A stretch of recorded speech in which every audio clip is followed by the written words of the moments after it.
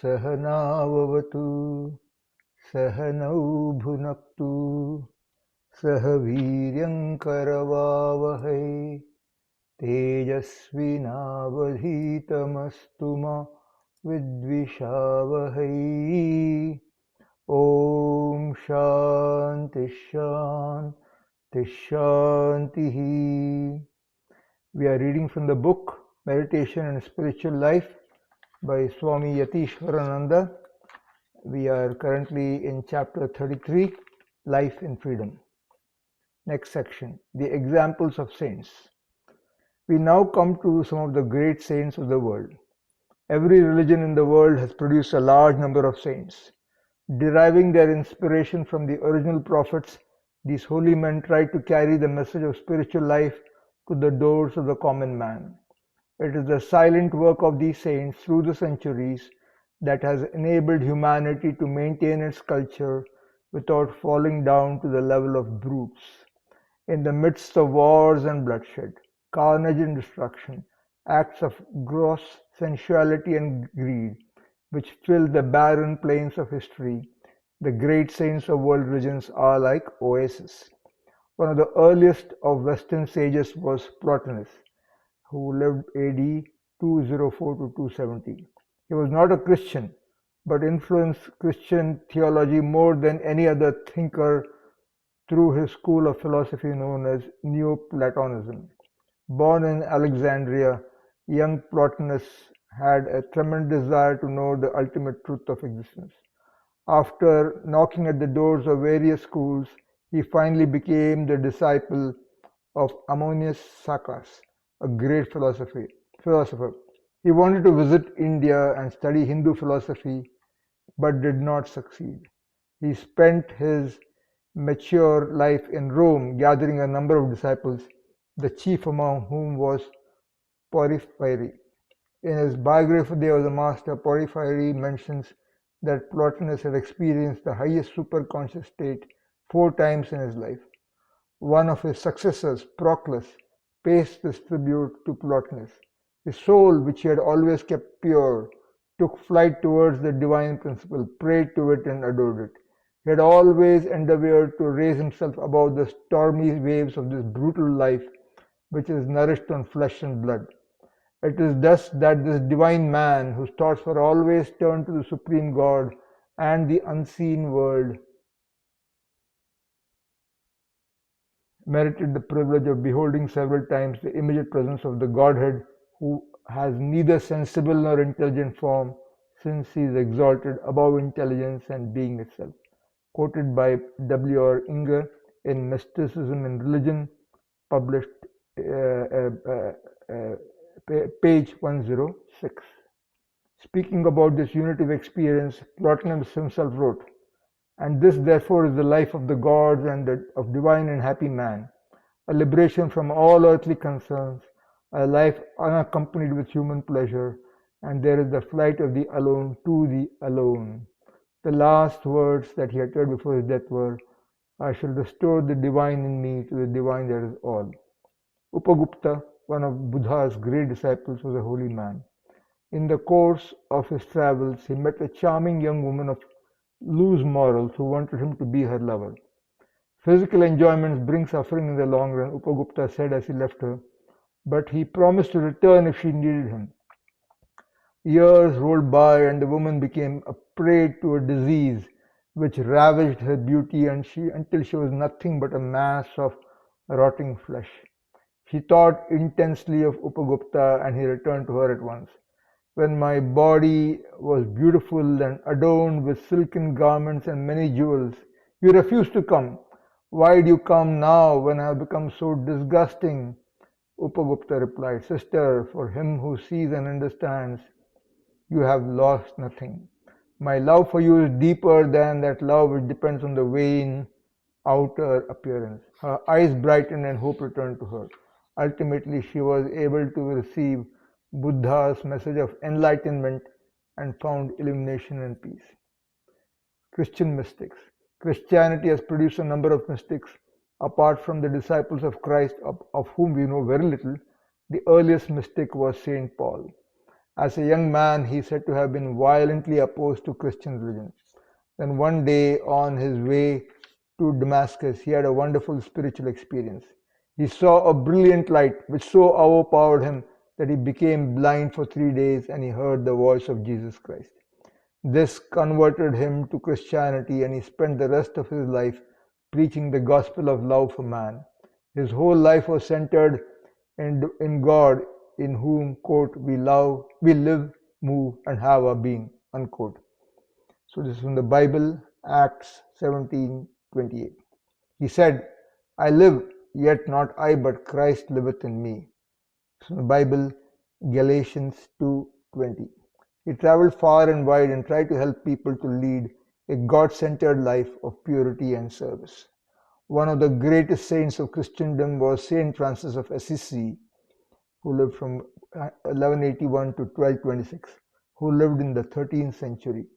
He was born as the son of a rich merchant and spent his youth in merrymaking with his friends. But after a protracted illness, he was converted to spiritual life and renounced the world. One day, while praying in a dilapidated church, he heard the divine voice commanding him to repair that house of God. Single-handedly, he began to collect building materials, etc. He used to carry all these on his head. Good-humoredly, he used to call his body Brother Donkey. His detachment from the world was so total that it gave him great inner freedom, and he was always filled with great joy. Unable to contain this inner spiritual joy, he used to sing and dance, improvising songs which later on became famous. His spiritual vision enabled him to establish kinship with birds, animals, plants, and even inanimate things, and he used to speak of them as brother sun, sister moon, brother wolf, etc. One day he saw a woodcutter chopping down a tree. Francis told him, Brother, do not chop off the whole tree, but give it a chance to grow, and gave him by way of recompense some food he had got by begging. He had great respect for the written word, and if he saw on the way a piece of parchment containing some writing, he would carefully put it aside so as to not be trampled on by others. When someone told him that the writing he had thus saved might have been the work of a heathen, Francis replied, all words come from the mouth of God. He established the great Franciscan order of monks who led a life of utter poverty, reminding one of the wandering sannyasins of India. Though he lacked physical charms, he called himself the Black Hen. He had great influence over the minds of people, and hundreds became his followers. Towards the end of his life, he became blind and bedridden. But he bore his afflictions as cheerfully as ever. He had no fear of death and welcomed it as Sister Death. His life was entirely consecrated to the divine, and he thought of himself only as his humble instrument. The most famous of his prayers given below shows his perfect abnegation. Lord, make me an instrument of thy peace. Where there is hatred, let me sow love. Where there is injury, let me sow pardon. Where there is doubt, let me sow faith. Where there is sadness, let me sow joy. O Divine Master, grant that I may not seek so much to be consoled as to console, so much to be understood as to understand, so much to be loved as to love. For it is in giving that we receive, it is in pardoning that we are pardoned, it is in dying that we are bound to eternal life. Saint Thomas Aquinas, who lived from 1227 to 1274, was another great saint who has had a profound influence on the Catholic Church. He was born in a family of aristocratic noblemen, but unlike his rich relations, he had a passionate love for purity and spiritual life. At the age of 17, when he tried to become a monk, his enraged brothers imprisoned him in a solitary room and also tried to tempt him in many ways. He not only overcame all the temptations, but spent his time absorbed in prayer and study. At last he was set free, and he joined the order of Dominicans. He soon became the foremost theologian of the day, and his book, Summa Theologica, is the most authoritative book on Catholic theology. While about to complete the book, he had a wonderful spiritual experience and henceforth refused to write. He left his masterpiece unfinished. When he was questioned about it, he replied, "Such secrets have been revealed to me that all I have written until now appears to be of little value, as useless as straw." Some of you may have read the little book, The Practice of the Presence of God. It contains the conversations and letters of Brother Lawrence, who lived from 1611 to 1691. He was born of poor parents. At the age of 18, he underwent a conversion when he saw a tree stripped of its leaves in winter. He began to think about the deep mystery and power of life, which would make the tree produce flesh, leaves, and flowers after some time. This thought loosened him from worldly life and made him seek the divine, the source of all life and consciousness. When he grew up, he was for a time in the army and in the service of a nobleman, and finally became a cook in a Carmelite monastery in Paris. He worked in that humble capacity for 30 years with his soul enwrapped in God. By the constant practice of the presence of God, even while engaged in the ordinary duties of the kitchen, he attained a high degree of spiritual enlightenment. In spite of his low social status, he soon became well known for his holiness, and even noblemen and high church dignitaries sought his advice. About his state of mind, he said, "The time of business does not with me differ from the time of prayer, and in the noise and clatter of my kitchen, when several persons are at the same time calling for different things, I possess God in as great tranquillity as if I were upon my knees at the Blessed Sacrament." This is from Brother Lawrence, The Practice of the Presence of God, published in 1957, page 23. There are other great saints of Christianity like Saint Ignatius Loyola, who lived from 1491 to 1556, Saint Teresa of Avila, 1515 to 1582, Saint John of the Cross, 1542 to 1591, etc. What is characteristic of all these holy persons is the inner freedom they all enjoyed, even when living within the narrow walls of church life, without getting their souls constricted by its sectarian views. Life was seldom easy for the mystics, especially in the Middle Ages, and they all ran the risk of being branded as the devil's media and being burnt at the stake. Saint John of the Cross was once imprisoned by some of his brother monks in a narrow dungeon for 8 months. Even in that condition, surrounded by filth, he spent his time in continual ecstasy. His famous statement, "Man is created for God," and is called to strip off all selfhood and unlikeness to him, represents the viewpoint of all Christian mystics in general. Sufi mystics.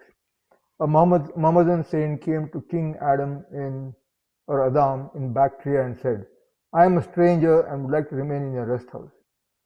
The king protested that his palace was not to be called a rest house. "To whom did it belong before you lived in it?" "To my father, and before that to his father and his father's father." "Then how can your dwelling place be considered anything more than a shelter wherein people rest for a while before passing on?" The king was thoughtful. Then when he went hunting in the depths of the forest, he heard a voice, "Awake, awake, before death awakens thee." The king eventually left the world altogether to become an ascetic. He underwent several severe spiritual disciplines. He attained divine consciousness, and his heart became filled with love. Spiritual illumination made him free. By and large, Islam is anti-monastic and anti-mystical. Yet it produced a number of great saints during the Middle Ages. Most of them were mystics. Islamic mystics are called Sufis. One of the earliest of them was a woman, Saint Rabia of Basra, 717 to 801. Orphaned at an early age, she was kidnapped and sold as a slave girl by a wicked man. Her new master was equally cruel, but one night he saw a strange light surrounding the poor girl, and getting frightened set her free. She spent some time in the solitude of a desert and then lived like a hermit in Basra, in Iraq. Her spiritual experiences put her beyond the dualities of this world. When she was asked whether she hated Satan, she replied, "No, my love for God leaves no room in my heart for hating anybody." Her most famous prayer is, "O my Lord, if I worship Thee for fear of hell, burn me in hell. And if I worship Thee for the hope of paradise, exclude me from there. But if I worship Thee for Thine own sake, withhold not from me Thine eternal beauty." The greatest of Sufi mystics was Mansur al-Hallaj, also known simply as Hallaj. He was born in southern Persia. He lived from 858 to 922. Even in his boyhood, he had a mystical temperament and sought advice from several Sufi saints. When he was a young man, he went to Baghdad and became the disciple of Junaid, a well-known master of that time. After spending some years in seclusion in Mecca, Hallaj traveled to India by sea. At that time, India had not come under Muslim rule, and Hallaj was one of the earliest Sufi mystics to visit India, where he must have had lengthy discussions with Hindu mystics. On his return to Baghdad, he started preaching. The most famous and fundamental of his doctrines was Anal Haq, I am the reality, which is much similar to the Vedantic dictum, I am Brahman. The outraged Muslim theologians got him arrested, and after a prolonged trial, he was tortured and executed in a barbarous manner. But his ideas about the divinity of soul and the possibility of attaining oneness with the Supreme Spirit influenced Islamic mysticism for several centuries. Another great Islamic mystic and poet was Jalaluddin Rumi at 1207 to 1273. He was born Abak in eastern Persia. When he was a small boy, his father incurred the displeasure of the reigning sovereign and had to leave his native place with his family. After long wanderings, the family settled in Konya in Turkestan. Jalal was educated in the Arabic universities and became famous as a great scholar. But his contact with a wandering dervish brought about a sudden conversion in his life. Thenceforth, he spent a long time in contemplation. In memory of his beloved teacher, he founded a new religious order called the Maulavis, who practiced a kind of whirling dance to induce spiritual ecstasy. He wrote several books, including the Matnavi, considered to be one of the greatest mystical poems of all times. Jalaluddin Rumi looked upon God as the only reality and the phenomenal world as a shadow of his. He believed in the pre-existence of the soul, which according to him passes through an ascending series of stages of corporeal existence, mineral, vegetable, animal, human, angelic, before it finally unites itself with God. His allegory about a man knocking at the door of his beloved is famous. The voice from inside asks, "Who is there?" And when the lover answers, "It is I," the door is not opened. Later on, when he comes again and knocks, and answer to the usual question answers, "It is thou," the door opens. The meaning of the allegory is that as long as the ego consciousness persists, full union between the soul and God is not possible. Through the large number of his disciples and through his writings, Jalaluddin Rumi exercised considerable influence on the development of Sufism. Om Purnamadah Purnamidam Purnat Purnamudachyate Purnasya Purnamadaya Purnamevavashishyate. Om Shanti Shanti Shanti. Harihi Om Shri Gurubhyo Namaha. Harihi Om.